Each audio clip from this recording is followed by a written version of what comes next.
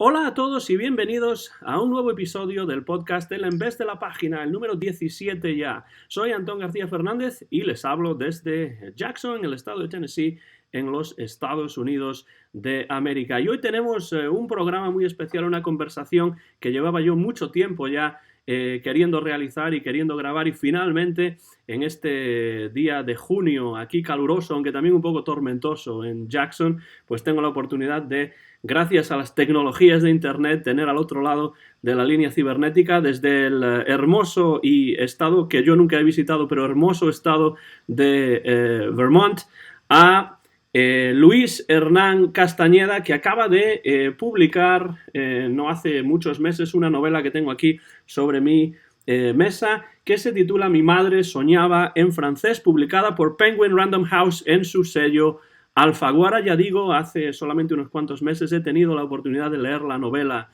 en estas últimas semanas, de disfrutarla muchísimo, y agradezco a Luis su disponibilidad para estar aquí en el En Vez de la Página, y ya le damos la bienvenida. Luis, muchas gracias por estar aquí y bienvenido al podcast El En Vez de la Página. Antón, muchas gracias a ti por invitarme. Estoy muy contento de estar contigo, bueno, virtualmente estar contigo, ¿no? Para conversar esta mañana de verano, ¿no? Tan bonita que tenemos acá en Vermont y tan cálida, por lo que escucho, que tienes tú por allá más al sur, ¿no? En todo caso, te agradezco una vez más infinitamente la invitación.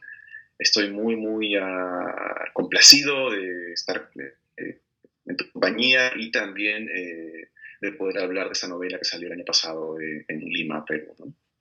Luis y yo nos conocimos hace ya unos cuantos años a través de unos amigos comunes, esos andaluces de Mississippi, que son Silvia Sí. y Raúl, a quienes mandamos desde aquí un saludo, por supuesto, en una conferencia en Starkville, Mississippi. Después hemos seguido en contacto, nos hemos visto en otros lugares también, en conferencias académicas, y bueno, finalmente he tenido la oportunidad de leer esta novela, Luis, y me ha parecido muy interesante. Quiero hablar de ella, por supuesto, a lo largo de esta conversación, pero me gustaría empezar un poco por el principio, desde el punto de vista de que tú naciste en Lima, ¿no? Y me gustaría saber qué recuerdos guardas de esa infancia, esos primeros años en Lima, y cómo de alguna manera nacer en Lima, nacer en Perú, te marcó personalmente. Bueno, sí, hay que remontarse un poco, ¿no? Hacia atrás para traer al presente esos recuerdos, esos espacios, ¿no? Eh, yo crecí en la Lima y en el Perú de los años 90, una época muy difícil, muy sombría en términos políticos, en términos económicos, un momento muy complicado, en el cual se vivía bajo una, digámoslo como es, ¿no? Bajo una dictadura que no se presentaba como tal porque era reconocida como democracia en el exterior, digamos, pero desde dentro se vivía como una represión fortísima, y eso creó un clima bastante turbio, bastante, digamos, de represión muy fuerte, ¿no? De inhibición, también vamos a decirlo así, a un nivel personal, a un nivel doméstico, ¿no? Porque como tú sabes, la dictadura es política, pero también es privada, es una cuestión bastante omnipresente, ¿no? Entonces es un recuerdo oscuro el que tengo de esa época, y a la vez un recuerdo de liberación, porque yo al entrar a la universidad descubrí la literatura, descubrí que había otra gente que escribía, descubrí que se podía, digamos, formar parte de una comunidad de escritores, ¿no? Y nutrirse de esa amistad, de esa comunión, y eso me dio las herramientas de alguna manera para salir de esa oscuridad, de esa represión, de ese autoritarismo del que hablaba antes, ¿no? Entonces es un recuerdo, vamos a decir, agridulce, el que tengo de mi país, al que sigo visitando constantemente, ¿no? Y pues sigo las transformaciones, los cambios que el país va experimentando, y soy un autor que se considera a sí mismo peruano, limeño, a pesar de que soy residente en Estados Unidos, porque mi relación literaria con el Perú continúa, es allá donde publico mis libros, es allá donde están mis lectores, y es un poco, principalmente están en Lima, aunque también en otras partes, ¿verdad? Entonces, es un vínculo de la memoria, pero también muy presente, el que tengo yo con Lima, ¿no? Una ciudad, además que es muy literaria, ¿no? En la literatura, Lima está registrada, está representada como un espacio de niebla, de neblina, de llovizna, de invierno, ¿no? Es un espacio que, a pesar de su ubicación tropical, vamos a decir así, es bastante también, es un espacio bastante gótico, o se presta a lo gótico. Y además de este contacto que tienes en tus años universitarios con la literatura, ¿recuerdas algunas lecturas en especial, quizá universitarias o previas a la universidad, que te hayan marcado? Algunos escritores que quizá en aquellos primeros años hayan ejercido una mayor influencia sobre ti como creador. Sí, yo creo que cuando estaba en el colegio, ¿no? En la escuela, leía un poco lo que me enviaban a leer, lo que me decían que leyera, y así fue descubriendo sobre todo autores, digamos, peruanos clásicos y autores también clásicos de otras latitudes, ¿no? Recuerdo mucho las lecturas de Mario Vargas Llosa, de un autor peruano al que leí completo en esa época y que me marcó y me dio además una imagen de mi propio país, yo que no había salido mucho de la capital, de la ciudad de Lima, leer la literatura de Vargas Llosa me permitió acceder a otros territorios, ¿no?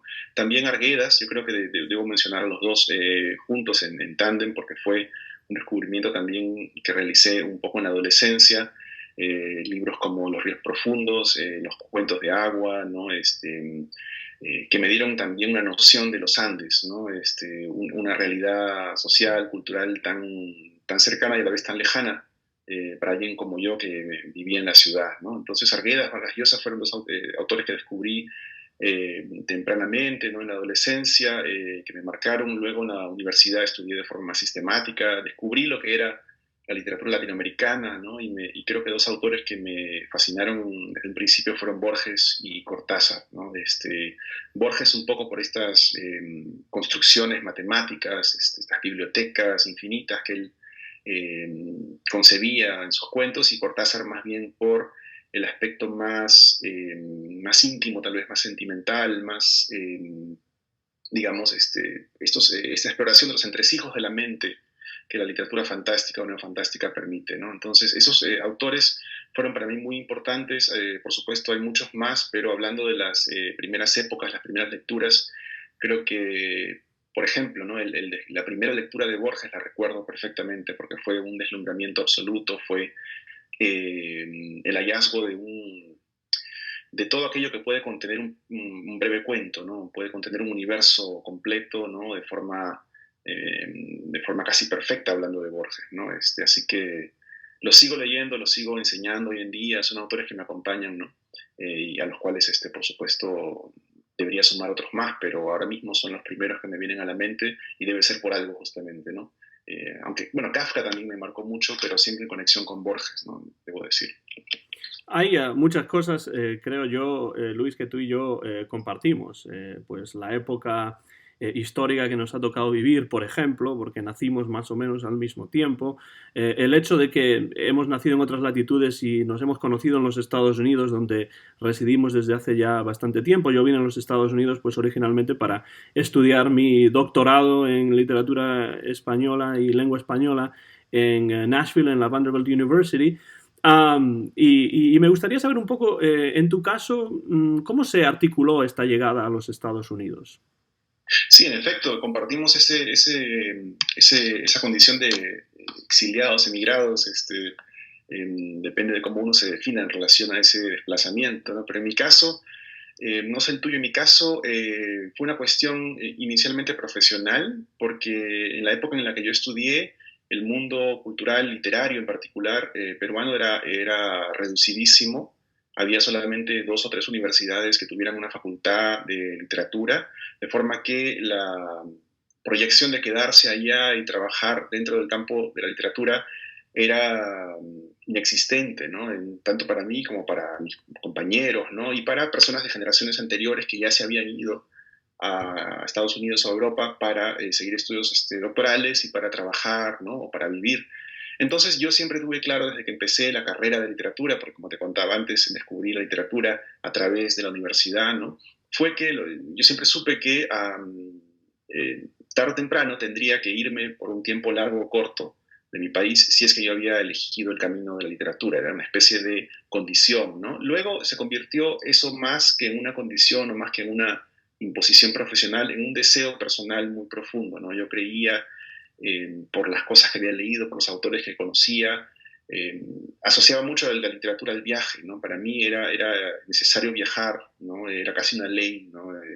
Era importante y urgente viajar para adquirir una perspectiva diferente, una perspectiva obviamente personal, pero que se tradujera luego en una perspectiva narrativa, ¿no? Entonces yo creo que eso me dio mucho, viajar, estar fuera, antes de pensar en el hecho de estar en Estados Unidos como país, como realidad.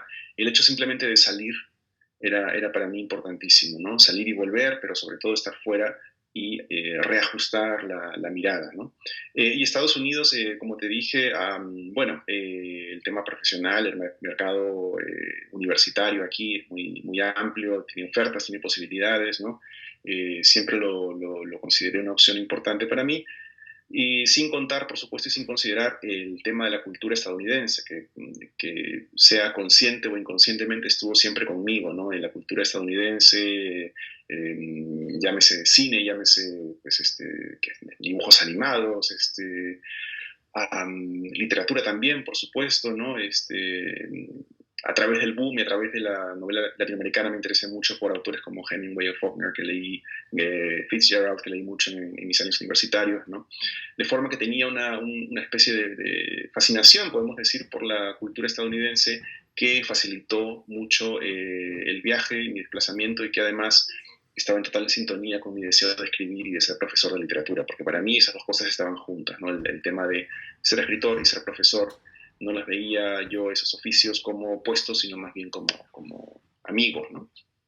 Y eso más o menos me lleva a la siguiente pregunta que tenía para ti. Es decir, tú eres profesor universitario, es otra cosa que compartimos y creo que el viaje también es algo que compartimos porque yo siempre supe que quería ser profesor. Mi padre fue profesor durante, bueno, pues 42 años en Sí, España y bueno, para mí la idea de salir y de ir a otro lugar y de conocer otras realidades también era algo muy importante, incluso antes de saber que iba a venir a los Estados Unidos. Entonces me siento muy pues reflejado en esto que cuentas, de lo que estás hablando, ¿no? Pero la pregunta es, al ser profesor universitario, me gustaría saber, en tu opinión, de qué manera influye la enseñanza en la escritura y la escritura en la enseñanza. sí, bueno, para empezar, yo creo que hay muchos modelos, ¿no? de escritores en América Latina, por ejemplo, ¿no? Que conjugan esas dos facetas, ¿no? Pienso en Piglia, ¿no? Por ejemplo, un caso, digamos, emblemático, ¿no? De profesor y también de escritor. Pienso en Edmundo Pasoldán, el escritor boliviano, profesor en Cornell, que también tiene una amplia obra, ¿no? Literaria. Yo creo que hay no una conexión, sino es algo más fuerte, una intimidad entre ambos oficios, ¿no? Entre ambas posiciones, ¿no? Yo creo que para responder en concreto a tu pregunta, cuando uno es escritor y le toca enseñar, eh, tiene una perspectiva distinta, ¿no? Tiene una entrada a los textos diferente. Tiene un conocimiento del oficio que le permite hacer ciertas deducciones o eh, entender ciertos procesos, ¿no? Y por lo tanto plantear ciertas preguntas que son cruciales para los estudiantes que provienen justamente de esa vivencia directa del hacer la literatura, ¿no? Que es muy diferente del leerla. Cuando uno es escritor, lee la literatura de otra manera también, creo que la lee, como decía un amigo mío, la lee para escribir, ¿no? La lee, digamos, pensando en esa misión ulterior, ¿no? Lo cual, pues, quita un poco la gratuidad, el placer gratuito de la lectura es una especie de costo que uno tiene que asumir cuando es escritor, ¿no? Y viceversa, ¿no? Cuando el conocimiento de las teorías literarias, el conocimiento de la historia de la literatura de forma más disciplinada, de forma más académica, ayuda mucho al escritor, ¿no? Yo creo que el escritor no tiene que ser un erudito, no tiene que ser alguien que conozca necesariamente de forma enciclopédica la historia de la literatura, pero sí tiene que ser alguien que esté en contacto, que conozca, digamos, que haya internalizado plenamente aquellos modelos que le son más útiles para su género de escritura, ¿no? Entonces, conocer este panorama que te da la universidad, que te da el ser profesor, que te da el estudiar, te permite más fácilmente llegar a todos aquellos lugares que te van a enriquecer como escritor, ¿no? Como te digo, no tiene que ver con conocerlo todo, sino con conocer lo necesario.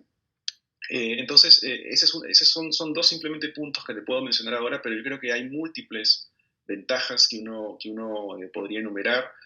Yo creo que el conocimiento, por ejemplo, ¿no? El conocimiento de la teoría literaria, los conceptos de la autoría, conceptos del texto, conceptos de la lectura, enriquecen muchísimo el tipo de literatura que yo, por ejemplo, hago, que es un tipo de literatura que es muy autoconsciente, si quieres, una metaliteratura, una metaficción, ¿no? Para hacer ese tipo de literatura creo que sí que es importante tener un conocimiento más que intuitivo de estas herramientas, estos dispositivos, ¿no? Y, por supuesto, hacia una carrera de literatura. Así que yo creo que son carreras hermanas, carreras o caminos muy cercanos que a veces se confunden, ¿no? Sin que eso impida o sin que eso, digamos, evite los obstáculos y los problemas y las interferencias que a veces se dan, ¿no? Los que tienen como escritor, profesor, ¿no? Obviamente, para empezar, el tiempo. El tiempo de lectura, el tiempo de investigación, el tiempo de escritura, a veces es muy ajustado, ¿no? Y luego también es cierto que hay un riesgo, creo yo, cuando uno escribe, de verse excesivamente influido por la teoría y por la crítica, ¿no? Uno debe también confiar en sí mismo y confiar en su intuición y confiar un poco en su primera respuesta, ¿no? Y no tanto apoyarse necesariamente el 100% de las veces en lo que ha estudiado. ¿Hubo algún momento, Luis, en tu vida en el que te diste cuenta de que este camino de la literatura era el camino para ti? ¿Hubo un momento en especial, un momento específico? ¿O fue algo más gradual, que empezaste a leer y te diste cuenta de que podías ir un poco más allá y también crear tú tus propias novelas? Es decir, ¿hubo un momento en el que dijiste soy escritor? ¿O fue algo más gradual que fue formando parte de tu vida y de tu visión del mundo? Yo creo que empecé como un lector muy dedicado, muy fascinado más bien por lo que encontraba, por la literatura que estaba a su disposición desde muy chico. Yo me recuerdo leyendo desde muy chico, desde niño, ¿no? Diferentes tipos de lecturas apropiadas a mi edad, pues en cada momento, ¿no? Desde las historietas, ¿no? Hasta más adelante la literatura, ¿no? Recuerdo leer El Principito. Recuerdo momentos que me formaron como lector, pero eso digamos, fue conduciéndome de manera bastante intuitiva, bastante inconsciente, bastante solitaria hacia el deseo de ser escritor, ¿no? Nunca nadie me dijo en mi entorno, en mi familia, en mi casa, tú puedes ser escritor, o esto es una carrera posible, o esto es algo que vamos a valorizar, ¿no? En el futuro. En mi casa era un ambiente, digamos, alejado de la literatura, ¿no? A mi mamá le gustaba leer, mi papá a veces hablaba de Borges, pero era muy reducido lo que se comentaba en casa, ¿no? De forma que yo, de manera solitaria, como un lector un poco formado por las circunstancias, ¿no? Me fui acercando a la idea de la literatura de manera bastante, como te decía, de forma inconsciente, creo yo. Fue como una revelación, ¿no? Yo recuerdo un momento preciso, tenía 17 años, era el verano del año 99.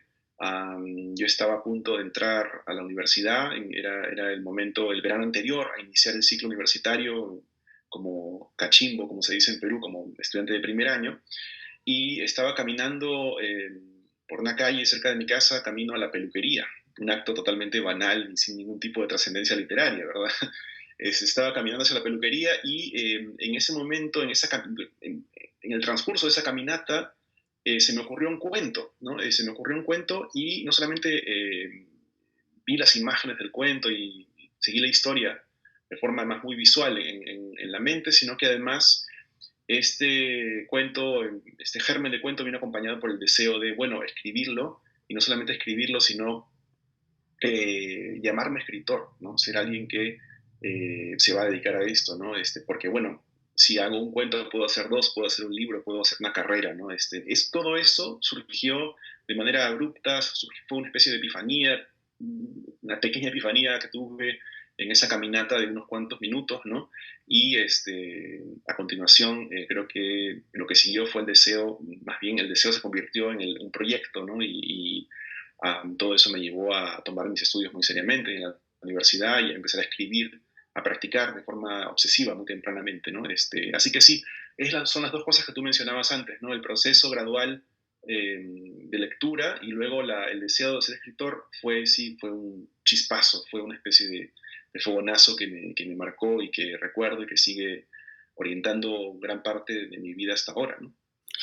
Y eso nos llevó, ese proceso creativo nos llevó a la creación de una obra ya en estos momentos sólida, de varios títulos interesantes, de varios títulos recomendables. Desde esa casa de Islandia del año 2004, pasando por otras novelas como La noche americana, La fiesta del humo y ahora Mi madre soñaba en francés, entre otras varias. Me gustaría saber un poco, si puedes elaborar un poco acerca de cómo es tu proceso de escritura cuando estás creando una novela, es decir, cómo es Luis Hernán Castañeda cuando está metido en la creación literaria. Sí, me meto demasiado, creo yo, y eso se nota en mi entorno, la gente que se acerca de mí, que siempre me reclama esa ausencia, ¿no? Bueno, hablaste, antes de empezar de responder directamente a la pregunta que me has planteado, has mencionado el tema de la obra, ¿no? Y no quería dejar de mencionar el tema, la importancia de la palabra obra, ¿no? Yo creo que cuando era chico, cuando estaba en la universidad, era muy consciente de que quería hacer una obra, ¿no? No quería, digamos, hacer un libro, no quería escribir un cuento, una novela, sino que quería realizar algo más grande, ¿no?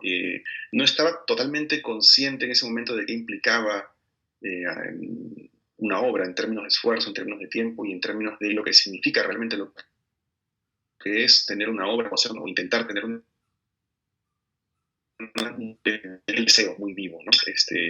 Y yo creo que eso es inseparable de mi concepción de lo que es ser un autor, ¿no? Un autor tiene que tener una obra y esa obra tiene que estar presente además en cada una de las partes de esa obra y esa obra tiene que intentar ser un todo articulado, coherente, que le dé cierto orden a la vida, al tiempo, a la realidad, ¿no? Y que sea un edificio al que se pueda acceder y disfrutar con cierto orden, con cierta lógica, ¿no? Bueno, ese fue un deseo que tuve desde muy temprano, de forma que la manera en que me apliqué a escribir desde un principio fue con todo lo que tenía, ¿no? Para empezar, cuando uno es joven y no tiene mucha orientación, como yo no la tenía, lo que empecé fue simplemente bueno, quiero ser escritor, escribiré. Entonces escribía muchísimo, lo hacía en una máquina eléctrica que tenía en esa época, en los años, a principios de los años 2000, 2001, 2002 en Perú. Escribía cuentos porque era lo que estaba leyendo en ese momento, porque pensaba que era además más accesible, ¿no? Tenía una concepción errada del cuento, ¿no? Pensaba que un cuento era simplemente una historia corta, de pocas páginas, ¿no? Luego entendí que era un organismo vivo, poético, muy diferente, muy complejo, muy complicado de hacer. Escribí entonces lo que yo pensaba que serían cuentos, pero que en verdad eran largas descripciones, ¿no? Era una especie yo creo que era una especie de pintor frustrado, ¿no? Que quería en el fondo reproducir una imagen, ¿no? Y lo hacía con palabras a falta de otros instrumentos, ¿no? Entonces eran largas descripciones, no había mucha acción, eran cuentos muy aburridos los que hacía yo, pero los hacía con gran pasión, con gran dedicación y dedicaba muchísimo tiempo a esto, ¿no? Dedicaba muchas horas del día, la pasaba encerrado, ¿no? A veces debía estar estudiando otras cosas, matemáticas, qué sé yo, pero pasaba el tiempo más bien en lo mío, ¿no? Y se convirtió, eso se ha ido sistematizando y se ha ido organizando mejor, ¿no?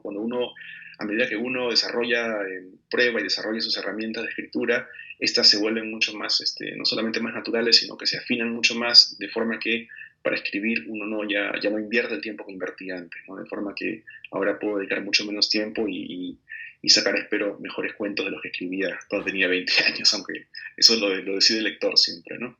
Eso que comentas de estar escribiendo cuando tenías que hacer quizá otras cosas como estudiar matemáticas o hacer deberes o cosas así, me recuerda mucho a mí mismo, ¿no? Porque yo tenía muchos problemas con las ciencias y con las matemáticas y en muchas ocasiones hacía que cuando estaba haciendo estos ejercicios, pues realmente los dejaba a un lado y tenía en el cajón pues Drácula o Alicia en el País de las Maravillas y me pasaba el tiempo leyendo. Mis padres pensaban que estaba haciendo los ejercicios de matemáticas o de física, pero en realidad no era eso, ¿no? Eso me recuerda un poco lo que comentas. Escuchan un nuevo episodio del En vez de la página. Soy Antón García Fernández y les hablo desde Jackson, en Tennessee, en los Estados Unidos de América, y tenemos hoy como invitado a Luis Hernán Castañeda, que nos habla desde el estado de Vermont, y vamos a hablar en especial acerca de esta obra que tengo aquí en mis manos, que acaba de salir no hace mucho y que yo he tenido el placer de leer últimamente y que se titula Mi madre soñaba en francés. Me gustaría saber, para empezar, cómo surgió la idea inicial para esta novela Mi madre soñaba en francés. Sí, bueno, las novelas en mi caso nacen de formas diferentes, ¿no? Nacen a través de, por ejemplo, una imagen, nacen a través a veces son canciones, a veces son recuerdos, ¿no? Basta que haya un núcleo inicial, una raíz inicial para que esa raíz crezca, ¿no? Como una planta, como decía Felisberto Hernández, como nació un cuento, ¿no? Es una especie de semilla que luego, si crece, empieza a crecer es por algo, ¿no? En el caso de esta novela, Mi madre soñaba en francés, que como bien dice, salió el año pasado, en 2018, en Lima, Perú, fue una historia que escuché de una persona cercana a mí, ¿no? Por lo general no cuento las historias de los demás por un tema de copyright, pero también por un tema de que, bueno, lo que escribo siempre tiene que ser algo que me concierna, algo que me interese, que me importe muchísimo a un nivel intelectual, pero además, sobre todo, diría yo, a un nivel afectivo, ¿no? Esta historia que escuché me conmovió mucho, me conmovió profundamente, de hecho, ¿no? Y la empleé como insumo para la ficción, ¿no? Lo cual quiere decir que está totalmente transformada, está totalmente modificada, totalmente transfigurada, mezclada con mi propia historia también, ¿no? Porque yo siempre me pongo en mis personajes, ¿no?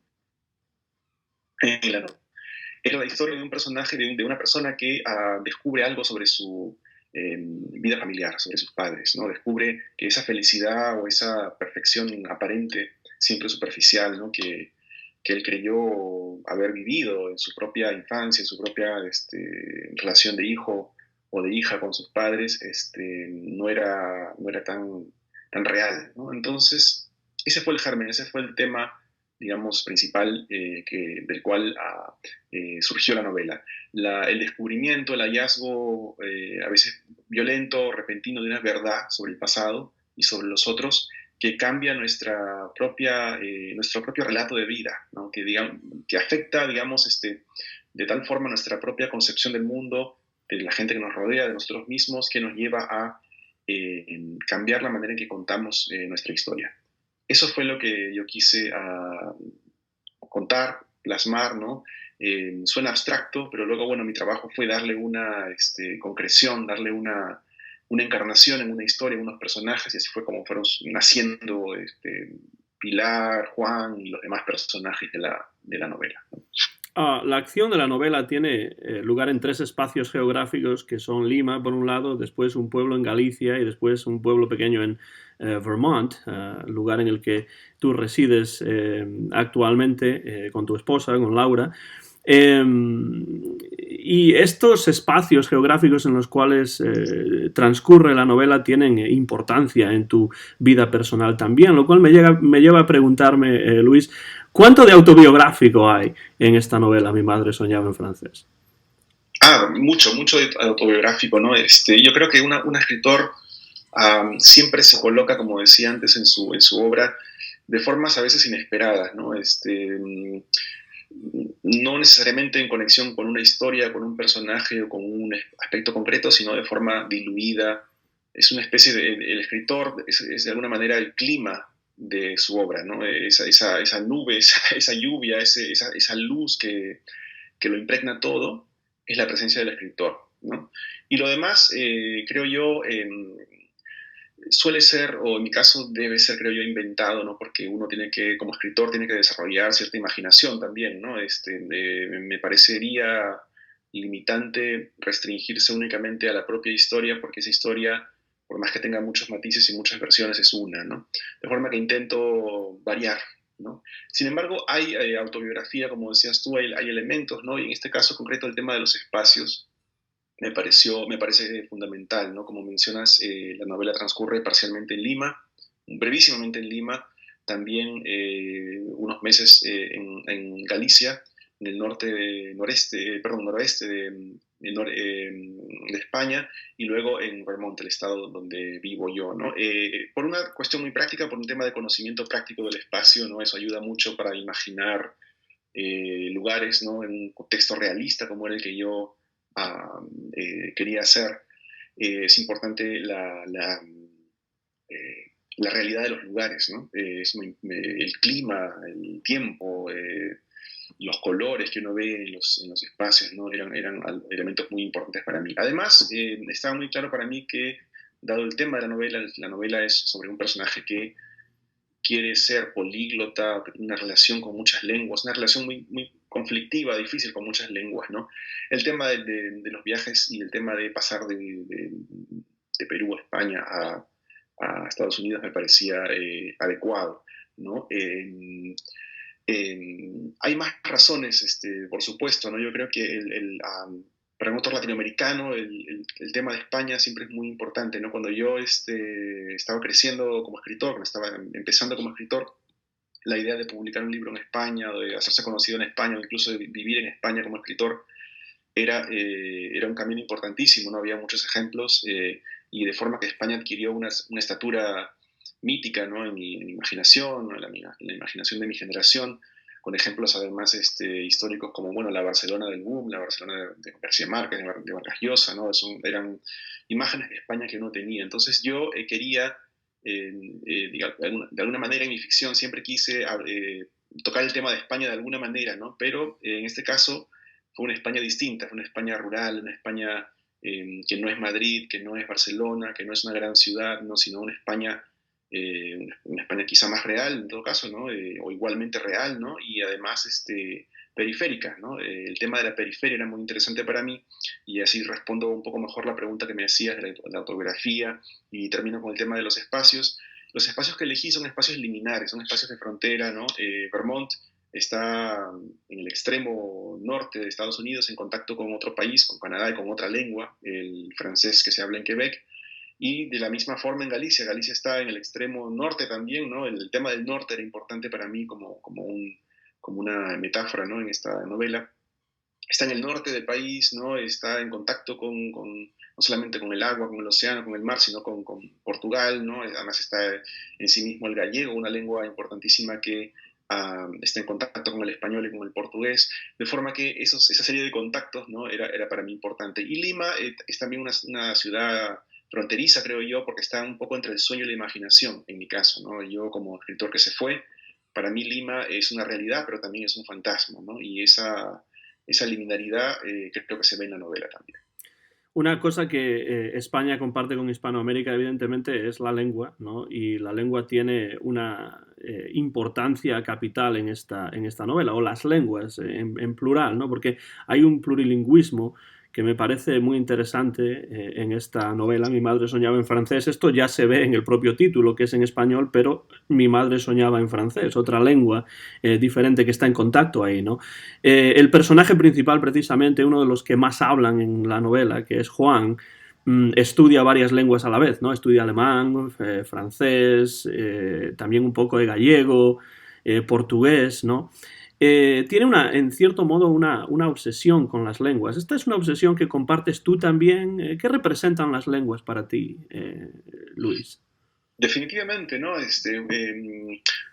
Todo tiene todo en la vida, creo yo, un escritor tiene cierto orden, cierta coherencia buscada o tal vez no tanto, pero que se va dando, ¿no? En mi caso yo creo que me he ido acercando a personas, profesiones, trabajos, países incluso que me han ido permitiendo acceder a ciertos núcleos de obsesiones que yo tengo, ¿no? Por alguna u otra razón, ¿no? El tema de las lenguas es muy importante.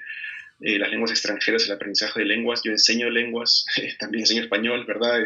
Aprendo siempre nuevas lenguas, intento aprender nuevas lenguas extranjeras, y ahora escribí sobre esto en esta novela porque para mí el tema de aprender una lengua extranjera tiene que ver no tanto a veces con acceder a una cultura totalmente diferente, sino más bien creo yo que tiene que ver con acceder a una parte de uno mismo que estaba cerrada, o que estaba sellada, o que era desconocida, ¿no? Cuando uno estudia una lengua extranjera, creo que entabla una relación que es más importante, quiero decir, la relación que entabla es más con aquella imagen del país y de la lengua que tiene, o que ya tenía y que va desarrollando, que con el país real o con la gente real, con los hablantes reales de una lengua, aunque también pueda darse, ¿no?, ese caso, ¿no? Entonces, en el caso de Juan Cortés, el personaje de Mi madre soñaba en francés, cada lengua representa algo en su vida, ¿no? Representa un recuerdo, una persona, un lugar, ¿no? El francés representa las aspiraciones culturales, literarias de su madre, Pilar, que es una especie de intelectual secreta, intelectual frustrada, ¿no?, que desarrolla una especie de carrera poética en su mente, ¿no? Lindando con la locura, por supuesto, ¿no? Pero en todo caso, eso es lo que representa el francés, y así cada lengua, el alemán, etcétera, otras lenguas que aparecen en la historia, están conectadas con una parte de sí mismo a la cual Juan quiere acceder a través de la llave que le da ese idioma, ¿no? Entonces, sí, podríamos seguir hablando de este tema. La literatura en sí es una lengua extranjera, ¿no? Es una especie de lenguaje desfamiliarizado, de código secreto que uno va aprendiendo, ¿no?, tanto a leer como a escribir, ¿no? Entonces, hay figuras también de la literatura peruana y mundial que me han interesado mucho, que han escrito en lenguas distintas de de su lengua materna, ¿no? El epígrafe de la novela es de la escritora Jhumpa Lahiri, ¿no?, que de escribir en inglés pasó a una fascinación tan grande con el italiano que su más reciente ensayo, ¿no?, en otras palabras, se titula, en español se titularía, no sé si está traducido al español, está escrito justamente en italiano, ¿no? Entonces,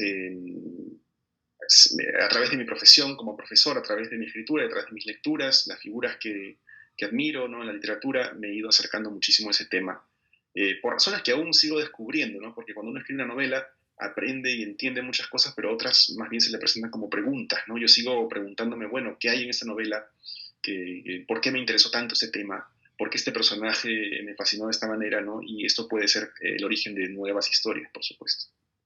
Este interés por las lenguas es otra cosa, Luis, que tú y yo compartimos, porque yo siempre he tenido una verdadera obsesión con las lenguas, que considero además como herramientas para la comunicación, la posibilidad de comunicarse con otras personas, como tú dices, no necesariamente con otra cultura, sino con la idea personal que uno tiene acerca de esa cultura y, por tanto, conocerse mejor a sí mismo a través del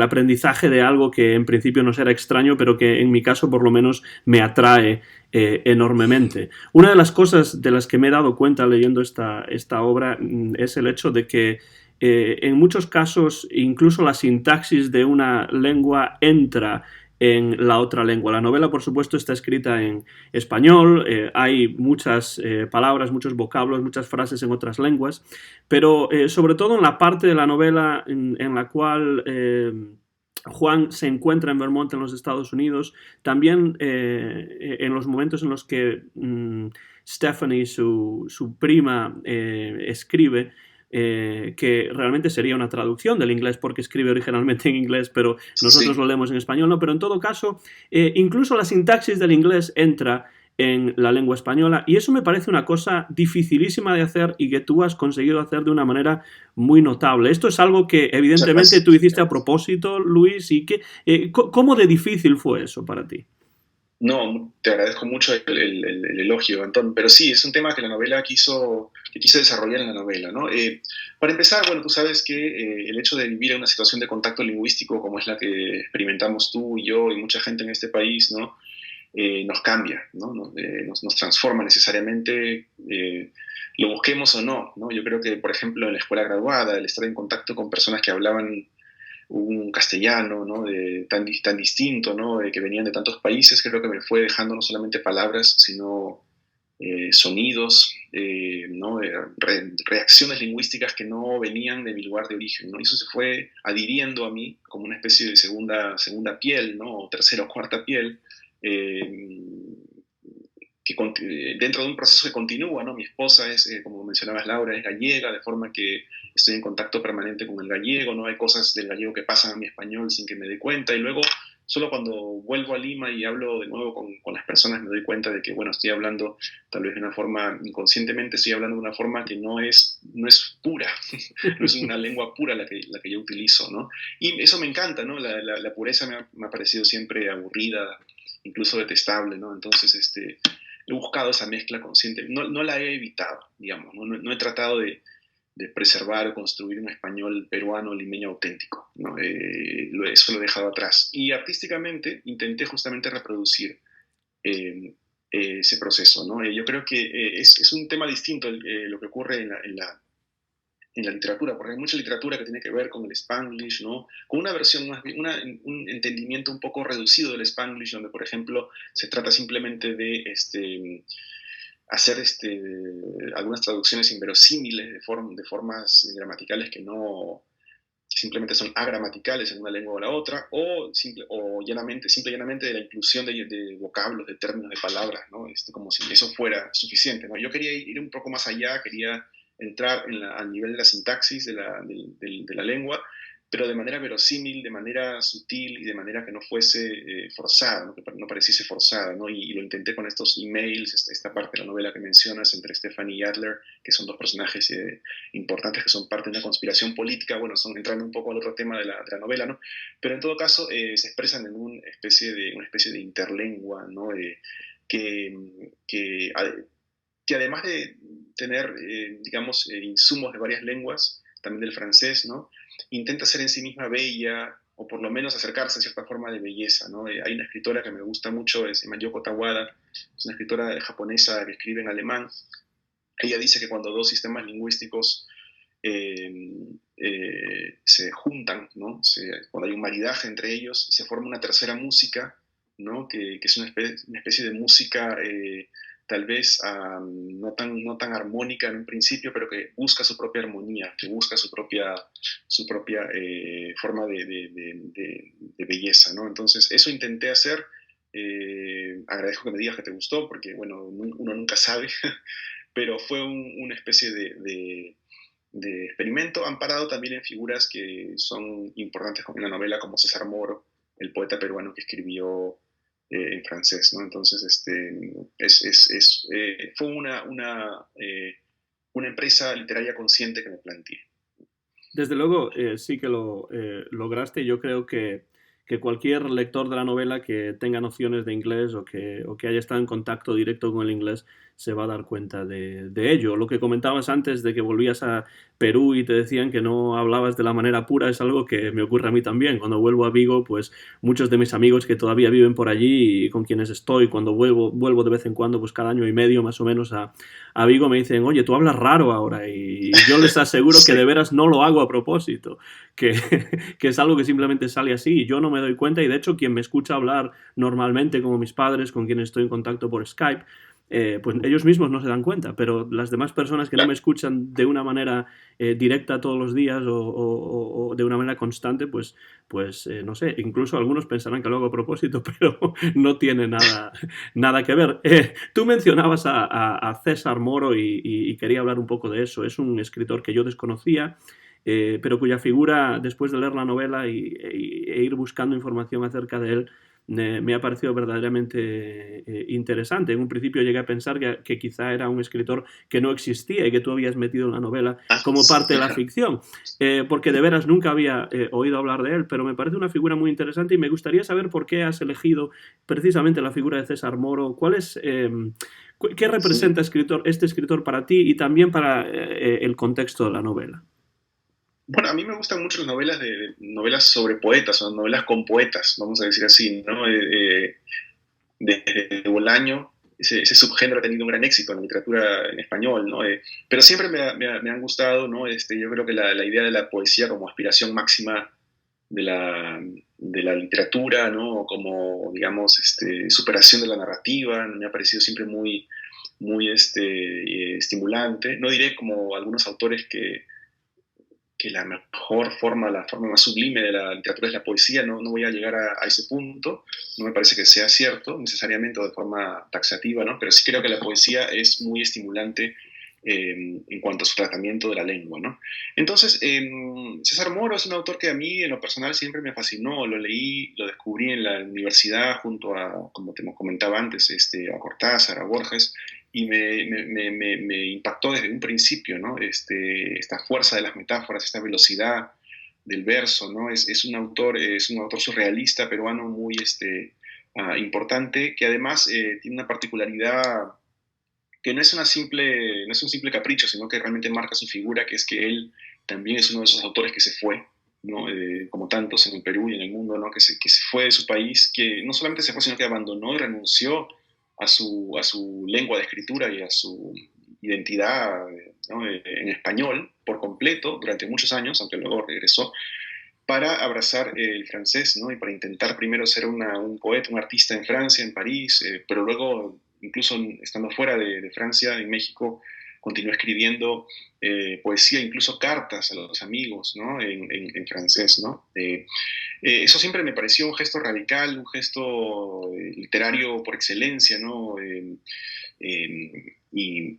Tuve siempre el deseo de escribir sobre eso, ¿no? La historia de Moro coincidió con la historia que cuenta una novela de Juan Cortés y de su madre Pilar. Encajó perfectamente, digamos, en mi visión de la novela, y decidí incluir el tema de Moro como una especie de santo tutelar o de figura tutelar, ¿no? De tótem para Pilar, el personaje que soñaba, la madre que soñaba en francés justamente, ¿no? Ella, como lectora de Moro, como seguidora de Moro, busca también diluirse en el francés, ¿no? Encontrar su verdadero yo, vamos a decir, en otra lengua, ¿no? Y no alejarse del español en este caso, pero sí redescubrirse a través del idioma extranjero, ¿no? Es un poco la literatura o la lengua extranjera como un elemento de autoayuda, ¿no? Para intentar salir o evadirse de de alguna manera de una situación personal que le disgusta, quizá. Sí, definitivamente, ¿no? Yo creo que uno a veces estudia una lengua extranjera para olvidar algo que ocurrió en su lengua, en su país o en su medio, ¿no? Y a veces también lo hace para descubrir algo totalmente desconocido, ¿no? Algo para acercarse a un enigma, a una realidad desconocida, totalmente lejana. Son dos motivaciones totalmente posibles, ¿no? Pero sí, a lo que vas, ¿no? Yo creo que el- las lenguas que uno habla están muy vinculadas con las experiencias emotivas fuertes, con el trauma, por ejemplo, ¿no? El trauma me parece que habla en francés o habla en español o habla en italiano, ¿no? Es una especie de experiencia que queda grabada en la mente y asociada a ciertas palabras, por ejemplo, ¿no? A ciertos conceptos, ¿no? Que luego uno puede desarrollar la incapacidad de volver a decir, ¿no? A veces ocurre en la vida que hay ciertas palabras a las que les coge miedo, por ejemplo, ¿no? Hay ciertas palabras que se rodean de una especie de fuerza maléfica y no se pueden volver a decir, ¿no? Y eso recorta nuestra experiencia. El personaje de la novela intenta aprender una lengua extranjera para poder volver a decir esas palabras de otra manera, ¿no? Para poder acercarse o volver a acercarse a la realidad que esas palabras ocultan, pero con otras armas, ¿no? El francés en este caso, ¿no?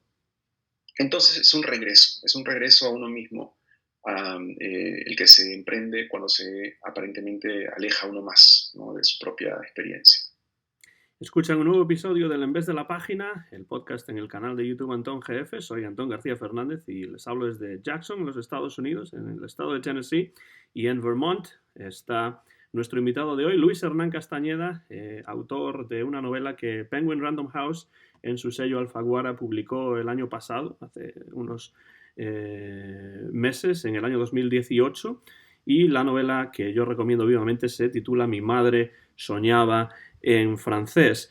Comentabas antes, Luis, que en esta novela hay también un trasfondo político, ¿no? Y yo reconozco ese trasfondo político en esa elección que Donald Trump ganó aquí en los Estados Unidos en el año 2016, un contexto en el que todavía estamos en estos momentos.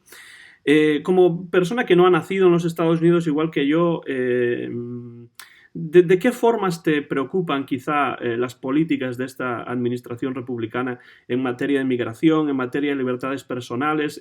¿Es por ello, porque tienes una preocupación política en estos momentos, por lo que ambientas la novela en este contexto histórico en particular?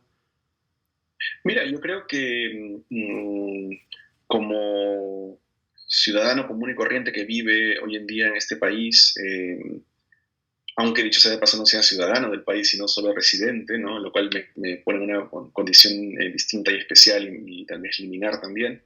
Es imposible, creo yo, estar demasiado lejos de la política, porque la política nos persigue y nos encuentra en cualquier lugar, ¿no? Cada día ocurren cuestiones que cada vez menos nos indignan porque ya son repetitivas, y cada vez más se convierten en la nueva rutina de nuestro mundo, ¿no? Bueno, todo lo que te digo pues te debe llevar a pensar, te debe llevar a descifrar mi opinión de forma muy sencilla, ¿no? Naturalmente estoy en total desacuerdo con las políticas de este presidente que tenemos ahora, ¿no? Y sin embargo creo que es importante para un ciudadano común y corriente, como decía antes, pero sobre todo para un escritor, una escritora, no reaccionar con distancia, incluso con asco o con indiferencia frente a lo que está ocurriendo, sino más bien tratar de entenderlo, tratar de vivir intensamente este momento histórico, ¿no? ¿Por qué? Porque para un autor, creo yo, una empresa complicada pero muy fructífera puede ser la de intentar dar cuenta de su momento, ¿no? La de intentar dar cuenta del sentimiento, del instante histórico que le tocó vivir para que después otros puedan tal vez acceder a ese sentimiento o para que uno mismo no lo olvide, ¿no? En el caso de la novela que estamos comentando ahora, sí me planteé, ¿no? ¿no? Tratar de capturar una instantánea de la era Trump, ¿no? Y además que no fuera simplemente esto un decorado, sino que también estuviera profundamente ligado al drama de los personajes, ¿no? Entonces yo creo que un asunto que la administración Trump o la era política actual convoca es el tema o el asunto de la verdad, ¿no? La verdad, la posverdad, qué es verdad, qué aceptamos como verdadero, ¿no? Qué convence a las personas, el tema de la ciencia, ¿no? El tema de la verdad objetiva y cuál es su estatus hoy en día, ¿no? Todo ello vinculado a temas como la tecnología, el mundo digital, que son ya otros asuntos de los que podríamos conversar, ¿no? Pero en términos políticos, la devaluación, ¿no? La deflación, la pérdida de valor de la verdad, ¿no? Me ha parecido uno de los asuntos definitivos de estos años, ¿no? La verdad personal, entonces, cómo se manifiesta, cómo se transforma en ese contexto, ¿no? Cómo se transforma, cómo cambia el proyecto de acceder a la verdad personal, familiar, íntima, dentro de un contexto en el cual la verdad política no existe más o es otra, ¿no? Entonces, quise hacer eso, ¿no? Quise trabajar con la era Trump, dejando clara mi posición crítica, ¿no? Pero no sin convertir la novela en una novela de tesis, en una novela en la cual haya una sola verdad, una sola versión, sino más bien intentando hacer una cosa más polifónica, ¿no? Y creo que eso lo has conseguido también en parte gracias a este cinismo, ¿no? De este tono cínico que tiene a veces uno de los narradores principales, que es Juan, que ve un poco la política desde el exterior, ¿no? Creo que eso ayuda mucho a que no sea una novela panfleto o una novela de tesis, como tú dices, porque hay varias visiones diferentes en esta novela acerca de una misma realidad, ¿no?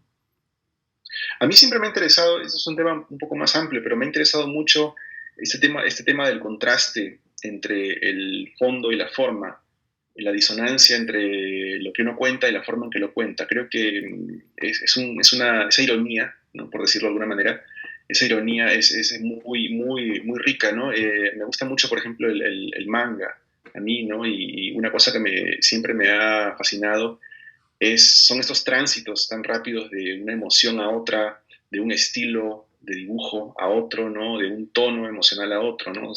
Pasar de la violencia a la comedia, o de lo tierno a lo abyecto, de forma, ¿no? De un cuadro a otro, me ha parecido siempre muy, muy interesante, ¿no? Y en la literatura yo creo que la ironía, el sarcasmo, el cinismo son se prestan mucho como miradas desde las cuales abordar asuntos que a veces son inabordables, como el trauma, la violencia, el mal, ¿no? El dolor, la muerte, asuntos muy serios que a veces tratar frontalmente es un poco pesado, duro, difícil, ¿no? La ironía, el sarcasmo y um, esa especie de ligereza, ¿no? Incluso frivolidad por momentos, son maneras que yo encuentro para poco a poco ir llevando al lector de la mano hacia realidades mucho más arduas de digerir, ¿no? Y otro elemento que es recurrente en tu obra, porque aparece en otras novelas también, a veces como elemento principal, y que yo creo que aquí también tiene en Mi madre soñaba en francés una importancia pues capital, en cierto modo, es el mundo es el mundo universitario estadounidense, ¿no? Que es algo que tú conoces muy bien, que yo conozco también, es otro elemento que compartimos, y que creo que aparece aquí, como aparece en otras novelas tuyas, y tiene una presencia importante. Y lo vemos, este mundo universitario estadounidense, a través de las observaciones de Juan, que se basan también en su conocimiento de Adler, que es profesora universitaria, de Stephanie, que es estudiante en un pequeño college en Vermont. Um, y lo que vemos es una crítica que Juan hace a la universidad estadounidense. ¿Piensas que la universidad en este país, en los Estados Unidos, en materia de letras, por lo menos, porque es lo que yo controlo, lo que yo conozco más, no voy a entrar en las facultades de ciencias porque eso ya sí que lo desconozco, pero al menos en materia de letras, ¿piensas que la universidad estadounidense está de algún modo desconectada del mundo exterior? Es decir, en un momento políticamente convulso, ¿cuál crees que debe ser el papel de la universidad? Bueno, yo creo que debe ser un arma de lucha, ¿no? Debe estar en total sintonía con lo que está ocurriendo, ¿no? Me parece que estamos en un momento en el cual sí que la universidad está muy cerca de lo que está ocurriendo en la sociedad, ¿no? Yo creo que vivir, estar en un campus universitario hoy en día, sea donde sea, ¿no? Sea al norte, al sur, en cualquier lugar, en cualquier región del país, es estar en contacto casi diario, ¿no? Con asuntos a veces muy difíciles, ¿no? Que tienen que ver con temas actuales, la migración, el racismo, ¿no? Son asuntos que están a la orden del día, ¿no? Y se manifiestan diariamente en los campus. Y yo creo que en términos del faculty, ¿no? Los profesores, ¿no? Las personas que nos dedicamos a enseñar, hay un interés, creo yo, por lo que está ocurriendo. Hay una visión crítica o a veces no tan crítica, pero hay una visión, en todo caso, de la política y hay un interés, ¿no? Tal vez sea algo un poco reciente, ¿no? En los últimos años ha habido más bien una distancia mayor, creo yo, ¿no? La metáfora de la Torre de Marfil creo que se aplica un poco en muchos casos, ¿no? Pero hoy en día creo yo que una un paradójico beneficio de estar en un momento político tan difícil es que eso despierta a la gente, ¿no? Y despierta también a los profesores, a la universidad, ¿no? Y despierta sobre todo a los estudiantes, que son quienes traen muchas veces este pulso del momento, ¿no? A sus preocupaciones, a las clases, etcétera. ¿Pero piensas que en general en los Estados Unidos las humanidades se están viendo más devaluadas en este siglo XXI o tienes una visión más positiva de esto? Yo creo que personalmente tengo una visión muy positiva de las humanidades, por supuesto, No, me no, dediqué claro. a eso, ¿no? Y yo creo que es lo más importante que uno puede hacer en su vida, es estudiar humanidades, ser un humanista, ¿no? Y creo que es fundamental, ¿no? Lo que sí creo también es que el valor de eso a nivel social se ha perdido muchísimo, ¿no? Y yo creo que eso muchas veces disuade a las personas de creer en sí mismas. Creo que hay una especie de baja autoestima del profesor de humanidades, ¿no? En la universidad en Estados Unidos, una baja autoestima, una especie de minusvaloración frente a las ciencias, ¿no? Que viene de todos lados, ¿no? Pero que a veces se contagia y nace y empieza a nacer de los propios humanistas, ¿no? Una especie de baja autoestima del humanista. Yo veo eso muchísimo y creo que hay una razón de ser, por supuesto. Estamos en un momento en el cual las humanidades no forman parte de no están, digamos,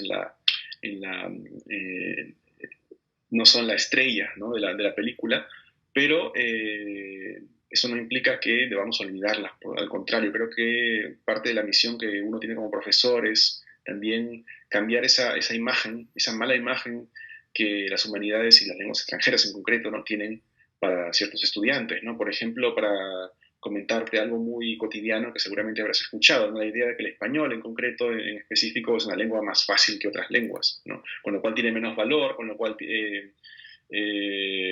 exige menos esfuerzo para ser aprendida, etcétera, etcétera. Yo creo que a un nivel micro, muy pequeño, ¿no? Intentar cambiar esa percepción, por ejemplo, demostrando las complejidades del español, ¿no? En la clase es un acto, un mínimo acto quizá irrisorio, ¿no? Pero que tiene que ver con la recuperación de ese valor que las humanidades siempre han tenido y que deberían seguir teniendo, ¿no?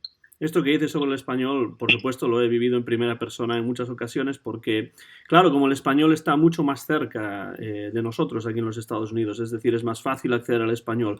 Música en español, radio en español, televisión en español, muchos hispanos en muchas partes de los Estados Unidos que viven aquí, ¿no? Entonces los estudiantes tienen esta idea de que el español es más fácil que, digamos, el alemán, cosa que tampoco tiene mucho sentido desde un punto de vista lingüístico, ¿no? Pero más allá de eso, yo creo que en los Estados Unidos, en la universidad, hay lo que yo llamo a veces un cierto utilitarismo universitario, ¿no? La idea de que hay que estudiar aquellas cosas que nos van a dar un trabajo y nos van a dar dinero y tal y cual, sin darse cuenta de que realmente las humanidades o partes de las humanidades en realidad forman parte de esto, porque es muy importante saber escribir bien en la lengua de uno, en inglés, por ejemplo, para los estudiantes universitarios estadounidenses. Y el conocimiento de la lengua española, por ejemplo, puede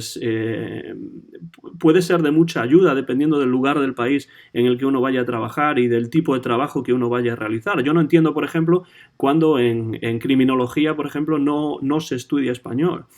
Cuando estas personas van a ser policías, van a trabajar en ese tipo de trabajo. Por ejemplo, cuando los médicos, ¿no? Los estudiantes de medicina o los estudiantes de nursing, ¿no? de enfermería, no tienen un requisito de español o de otra lengua extranjera, pero desde un punto de vista utilitario, el español en los Estados Unidos yo creo que cada vez tiene más importancia, y a veces cuando damos una importancia desmesurada a las ciencias o a centrarse en una cosa y no salir de ahí, ¿no? Nos olvidamos de que hay otros elementos que nos pueden ayudar incluso estratégicamente en nuestra carrera en el futuro, ¿no? Definitivamente, ¿no? Yo creo que incluso la misma forma de pensar que las humanidades nos enseñan, ¿no? Ese aprender a leer un texto, ¿no? y a producirlo, es una habilidad que se puede utilizar en cualquier campo, ¿no? En la tecnología, por supuesto, ¿no? Que la tecnología lo que es un lenguaje, ¿no? Y si uno ha dedicado su tiempo en la universidad justamente a familiarizarse con los lenguajes y cómo lidiar con ellos, la tecnología se convierte entonces en un campo a explorar, ¿no? Y a veces más fácilmente que personas que vienen de otras disciplinas, ¿no? Entonces, no, yo creo que el valor real, el valor incluso económico para ir a ese tema, ¿no? De las humanidades está muy claro. No tanto a veces en la mente de los estudiantes, de los padres, de otros profesores, de otros campos, ¿no? Entonces nuestra misión se vuelve un poco más compleja, ¿no? Porque además de practicar y enseñar estas disciplinas, hay que además ser un poco abogados de su valor y de su importancia, ¿no? Lo que uno hace muchas veces con cariño, porque, bueno, lo que queremos es justamente preservar y conservar y hacer que florezca todo esto también, ¿no? Lo que amamos, lo que hacemos, los libros, la cultura.